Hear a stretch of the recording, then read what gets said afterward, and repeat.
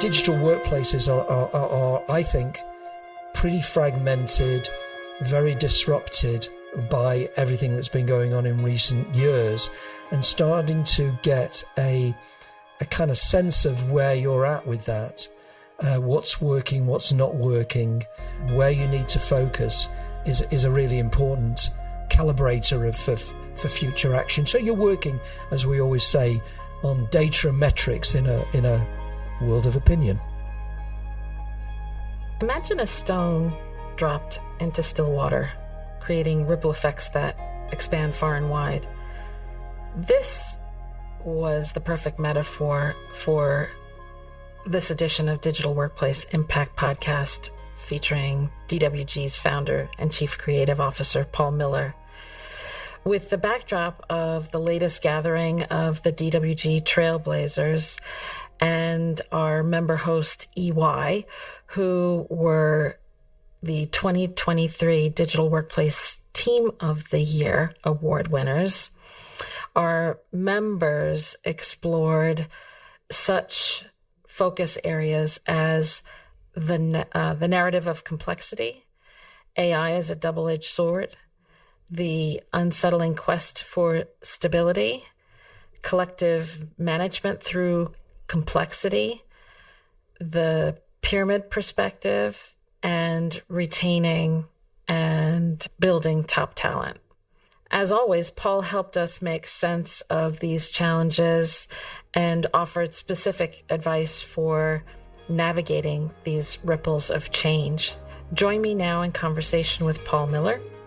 This is Nancy Goebel, your host and DWG's Chief Executive. And as always, Digital Workplace Impact is brought to you by Digital Workplace Group.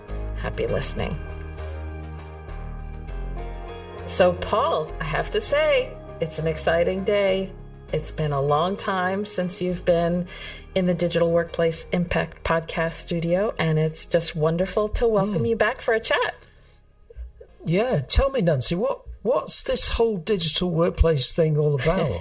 Because, sounds intriguing, but, we all work in offices, don't we? What's wrong with that? We were all called back to the office months and months ago, so it must be old news. But all kidding aside, it's just great to have you back here for a chat. And I know that DWG hosted a very special online gathering called the Trailblazers last month. And I just thought it would be interesting to explore this cohort with you a little bit in our time together. And I'm sure it's going to spark a fascinating conversation.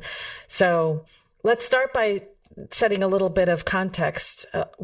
What is DWG Trailblazers for those who don't yet know about it? Well, I mean, we've got around about 1,000 people from multiple different organizations all signed up as members on our intranet, the kind of center point of our digital community. And within that, there are some particular leaders, managers, executives who are particularly attracted to future visioning, to what's coming next. I mean, over the years, if I think of somebody like Linda Tinner to IKEA, whenever we were doing things back in the old days around intranets, she was always like, what's coming round the curve? And those individuals are really, I suppose, to quote the word, they're trailblazers. They're people who are looking not just for what's happening this year, next year. They're also looking at where are we going collectively.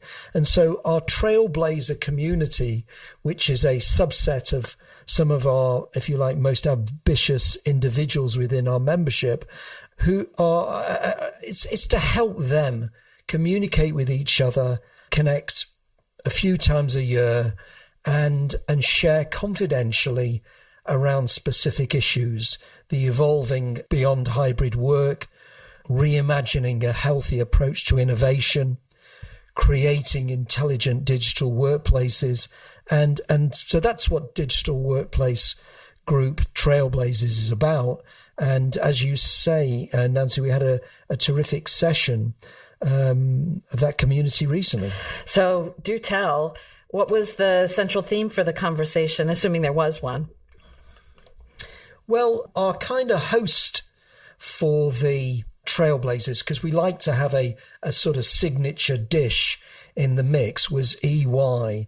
And EY's digital workplace team was voted DWG's Digital Workplace of the Team Award for 2023. So we got them on as the sort of central story of what's going on with Trailblazers and where it's going.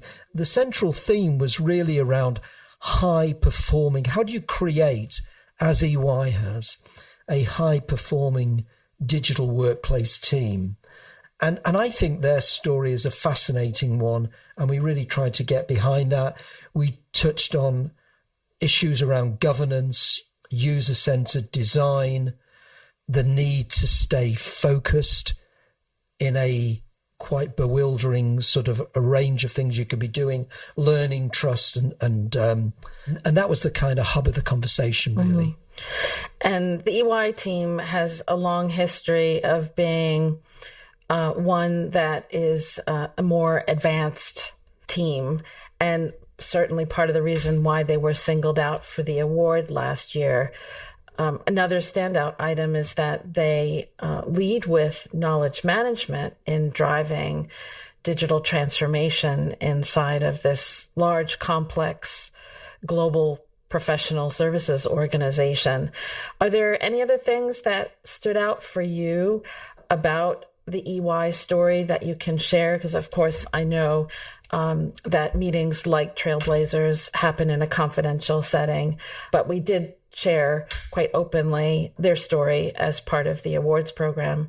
Yeah, well, I mean, they got the main award because they really had, I guess, delivered at scale a really ambitious vision of digital employee experience. And that's been a mission and a purpose for Greg Nemeth and the team at EY, well, over a long period of time. And it's really, I mean, one of the things that I like about it is that their digital workplace program is about supporting knowledge sharing to help EY win in the market. So if you like, they're tying their own knowledge harnessing, knowledge optimization into the central purpose of EY, which is to be successful in the industry that they're in. I mean, one of the comments that Elizabeth Marsh, who was one of the judges and ran the Digital Workplace Awards, said was that their knowledge platform is of a very high caliber, with a human-centered approach at the core of its work, clear, ambitious vision for digital employee experiences, delivering an exceptionally high standard. I mean, they've got a few key components that I think stand out. They've got their flagship product, which is called Discover. They've got a knowledge architecture. They're very much driven through data and insights. But they've also got the capacity, which I really like with them, which is to stay adaptive.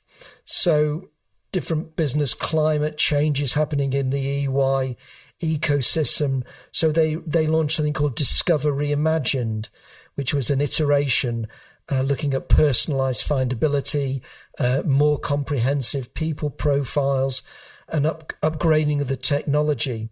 And I think there's always that combination, I think, at EY, which is why I think they were a really worthy winner and a fascinating story. And I know there's a blog post about this on our website, which is there's always lots of clear strategic thinking. I mean, it is a large team. They've got 66 team members across 6 countries. And I know they operate at a scale that a lot of teams can only dream of, but, they really make that work. They have a plan and design phase, build and integrate, and teams working on innovation as well. So I think it's really a very comprehensive thing. One thing I would pull out is that they don't sort of, I suppose, get sort of trapped in one area. It's really quite holistic.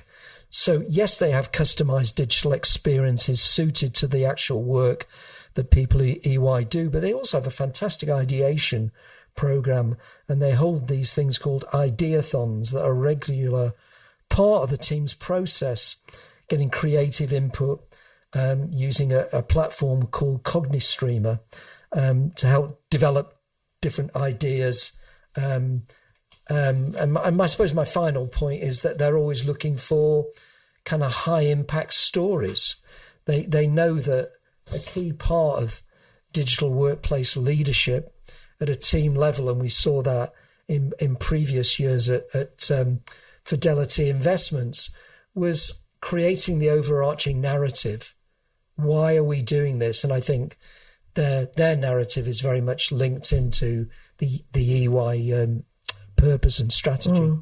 And I think what's important about the approach they've taken to storytelling is backed by data and evidence. And they're not just sharing opinion about where they think they're touching the success of the business. They take a very pragmatic but also fact-based approach to telling that impact story.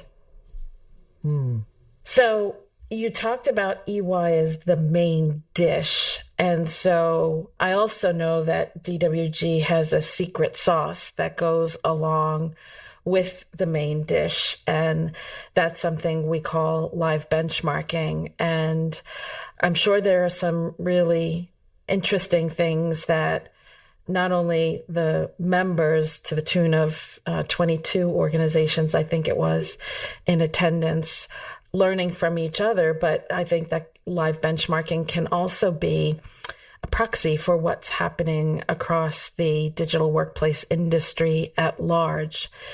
And one of your roles as part of that session was to do some sense making as part of the live benchmarking.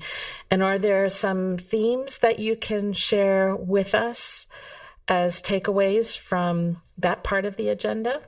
Yeah, well, I think the overall thing that came across to me, and it is really extraordinary when you listen to 20 or so different organizations speaking openly without fear about the issues that they're facing.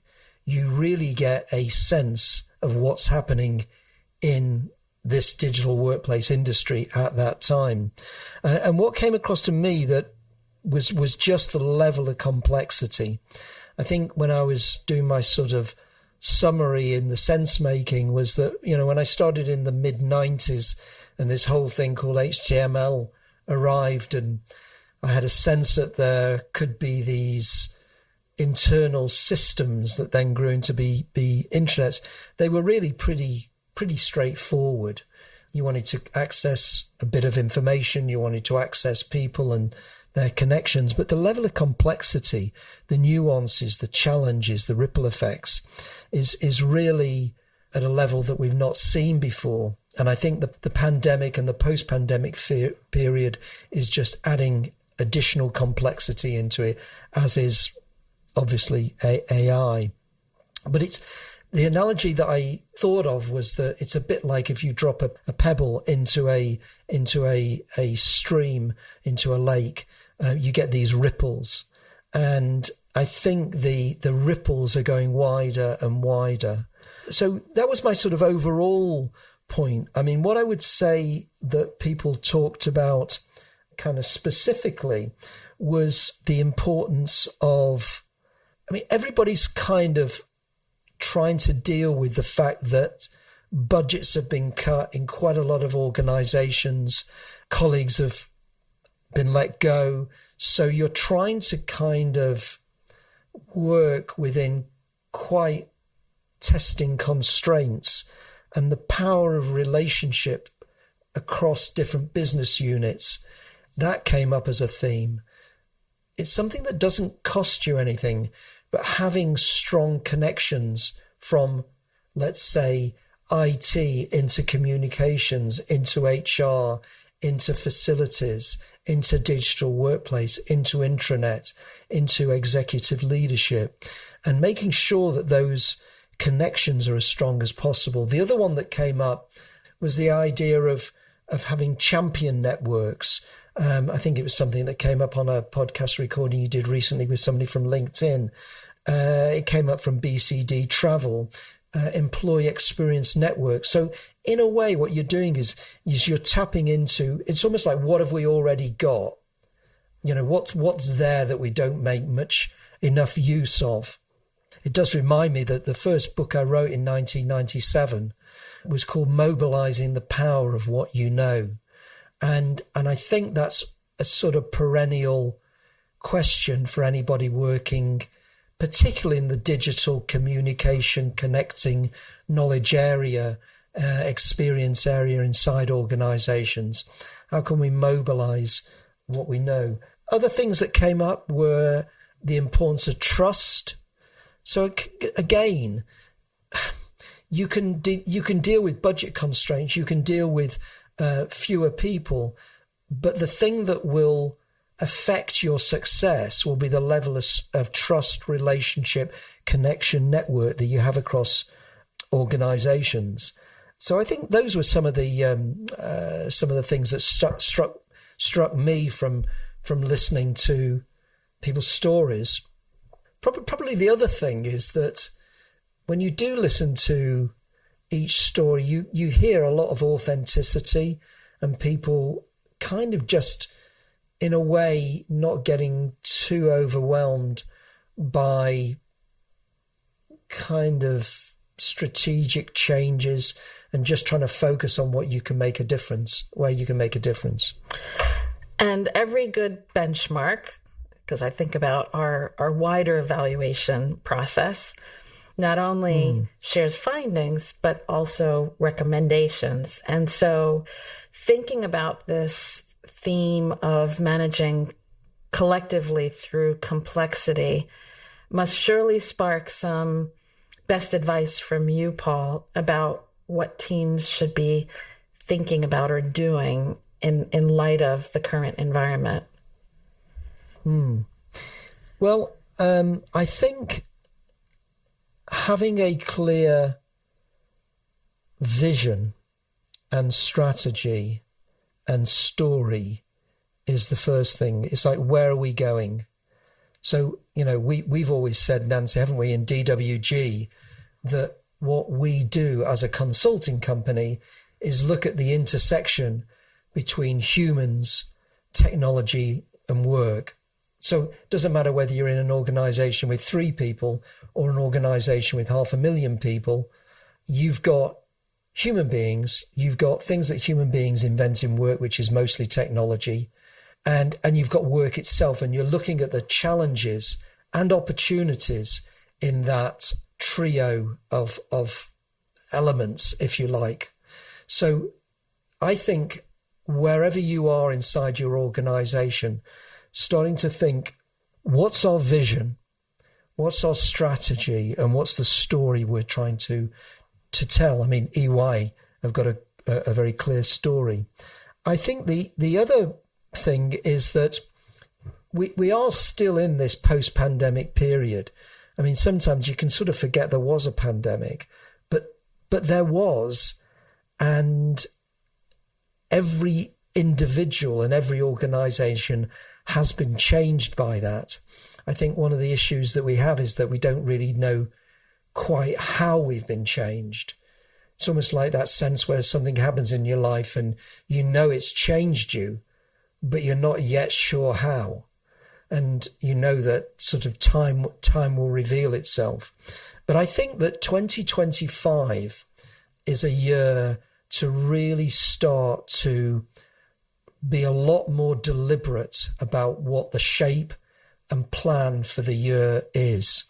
I say that because I think 2024 feels to me like the first genuinely sort of post-pandemic year where we weren't still clawing our way out of that period. And I think that, so I think 2025 is a year to really start to map out and plan. And it's never too early to start thinking about that. let's say you're in a manufacturing organization.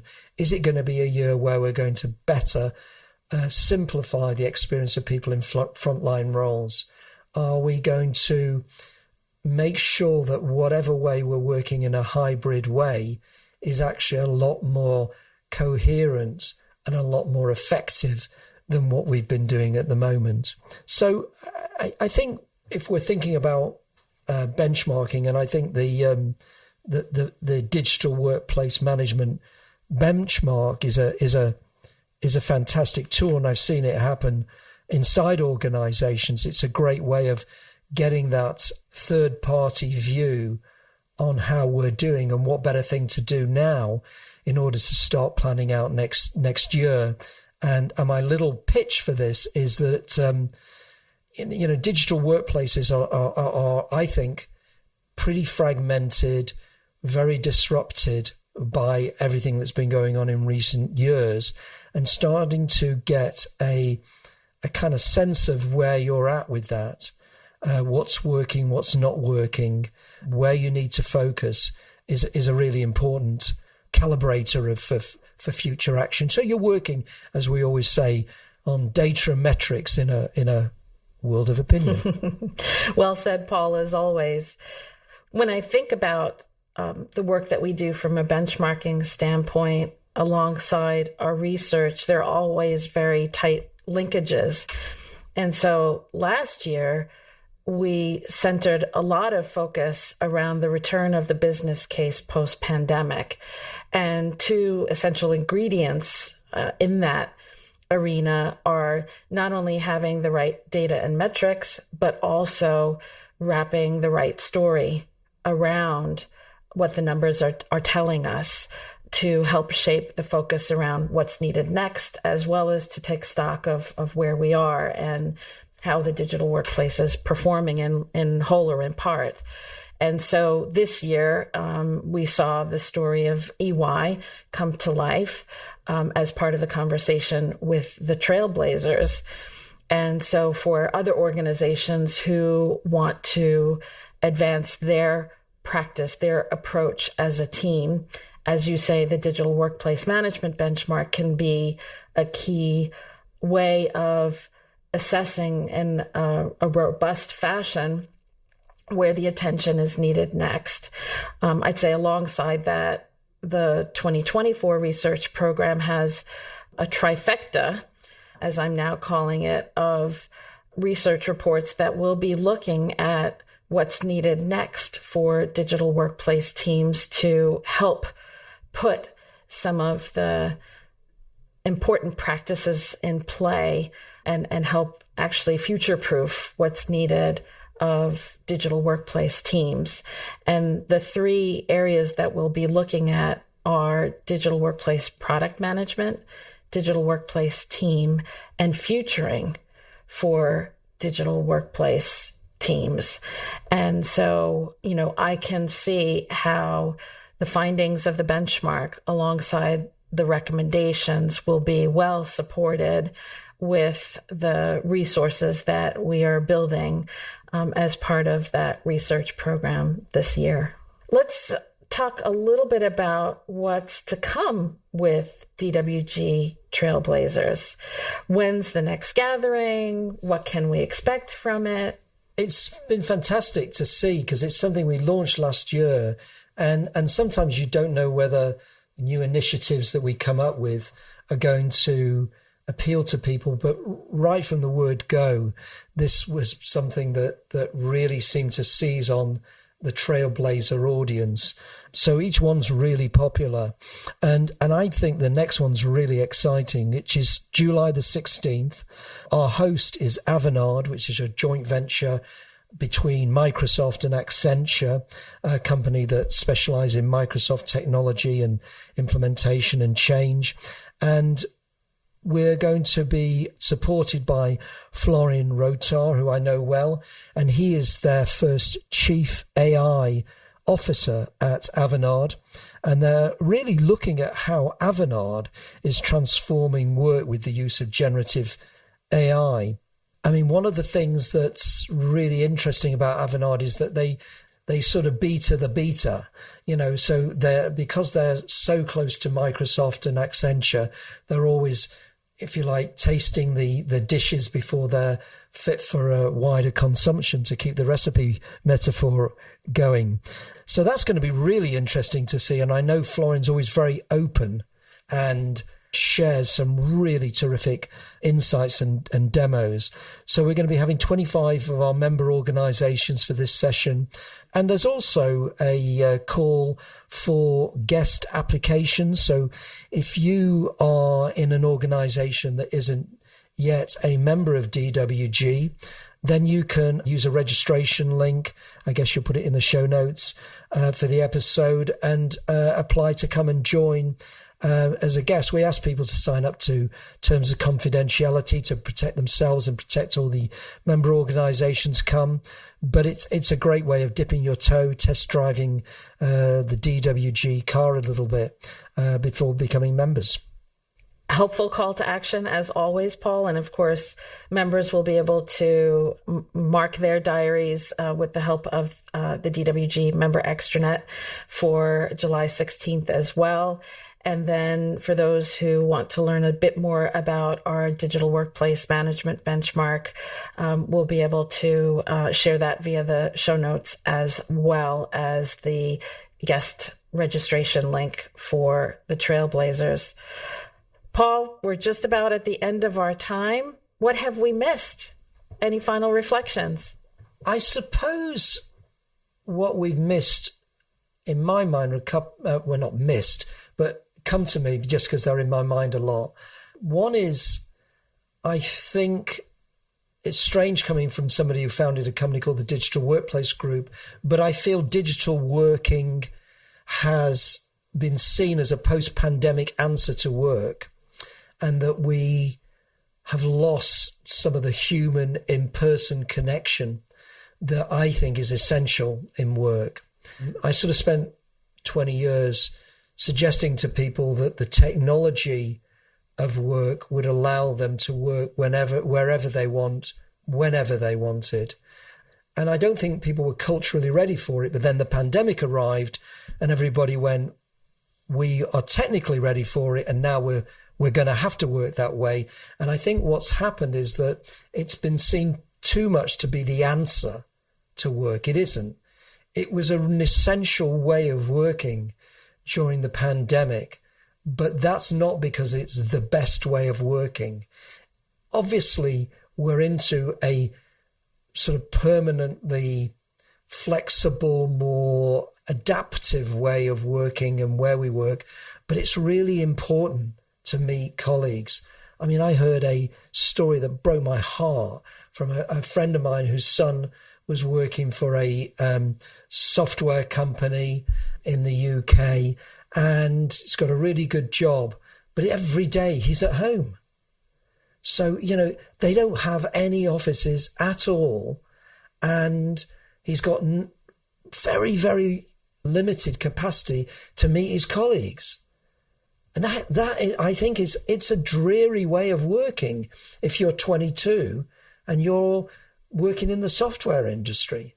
We need to do better than this. And I think organizations need to have more confidence in getting people back into in-person connection, what people like Grammarly would call intentional connection. Something that we also see at Intuit, who we had that fantastic meeting with last year. So it's really, don't think that digital working is the elixir of working. It's clearly fundamental to work, but we need human in-person connection. That's point one. You sort of did ask, didn't you? I've got any final thoughts? So sorry about that one. and the other one is that people are doing really good work in the digital workplace industry, and they're really kind of forging ahead as much as possible. But I think we really lack a compelling vision of where work is going to be by the end of this decade into the next decade. I kind of look back in time and think about when I was starting to talk about this thing called the digital workplace, the places where we could work that wasn't the physical workplace. And I I feel like there's a real need for a kind of North Star. What a fundamentally better future of work would look like, and some of the ingredients in that. I mean, we can think of it as being more integrated, more human-centered and digital-centered, but I would like to see some more granularity on a compelling vision for a future digital workplace and workplace that's sort of beyond the next few years. So those would be my two thoughts to throw into the mix, Nancy. Well, I have to say, I think you're likely foreshadowing a little bit of what we'll be thinking about for our final gathering of the Trailblazers later this year, in tandem with the Futuring report that will be coming out. So hopefully that'll give us another reason to come back into the studio and chat some more about the future of work, especially where this balancing act of digital working and in-personal connection need to come together. So that sounds like a great place for us to pause, and for me to thank you for coming back into the studio to share some headspace together for a little bit. Great. Thank you, Nancy. I much enjoyed it. Digital Workplace Impact is brought to you by the Digital Workplace Group. DWG is a strategic partner covering all aspects of the evolving digital workplace industry, not only through membership, but also benchmarking and boutique consulting services. For more information, visit digitalworkplacegroup.com.